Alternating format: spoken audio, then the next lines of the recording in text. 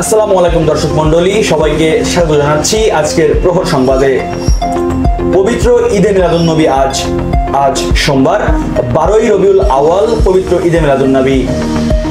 570 সালের এই দিনে মানব জাতির জন্য রহমত হিসেবে প্রেরিত মহানবী হযরত মুহাম্মদ সাল্লাল্লাহু আলাইহি সাল্লাম আরবের মক্কা নগরীর সম্ভ্রান্ত কুরাইশ বংশে মা আমিনার কোল আলোকিত করে জন্মগ্রহণ করেছিলেন।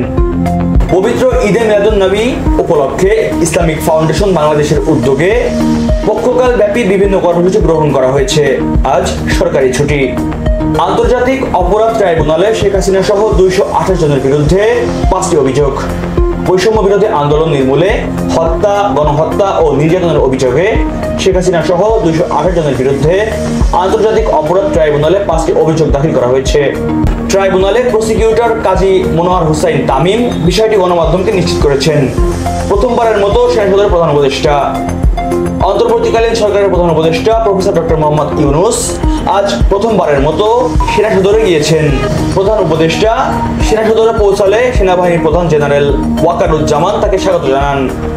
পাকিস্তানে ইমরান খানের দলের 10 এমপির জামিন। পাকিস্তানের সন্ত্রাস দমন আদালত দেশটির সাবেক প্রধানমন্ত্রী ইমরান খানের দলের 10 পার্লামেন্ট সদস্যকে জামিন দিয়েছে।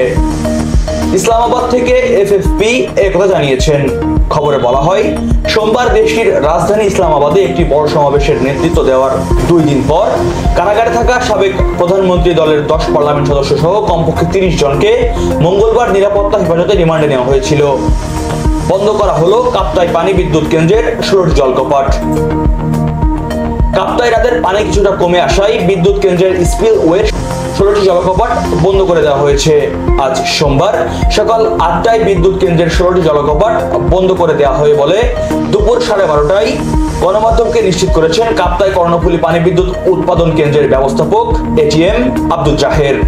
এ সময় কাপ্তাই লেকের পানির লেভেল ছিল 108.39 ফুট মিন সি লেভেল। লেকের পানির সর্বোচ্চ ধারণ ক্ষমতা 109 ফুট মিন সি লেভেল। আসাদুজ্জামান নূর গ্রেপ্তার। সাবেক সাংস্কৃতিক বিষয়ক মন্ত্রী আসাদুজ্জামান নূরকে গ্রেপ্তার করেছে মহানগর গোয়েন্দা পুলিশ। রোববার রাত 11টায় বেইলি রোডের নবরতন কলোনি থেকে তাকে গ্রেপ্তার করা হয়। তিনি মিরপুর থানার একটি মামলায় এজাহার নামীয় আসামি। দর্শক মণ্ডলী, এতক্ষণ আপনারা দেখছিলেন আজকের প্রহর সংবাদ। সাথে ছিলাম আমি মহিবুল্লাহ নাহিন। নিত্য নতুন সকল খবর পেতে যুক্ত থাকুন প্রহর 24-এর সাথে।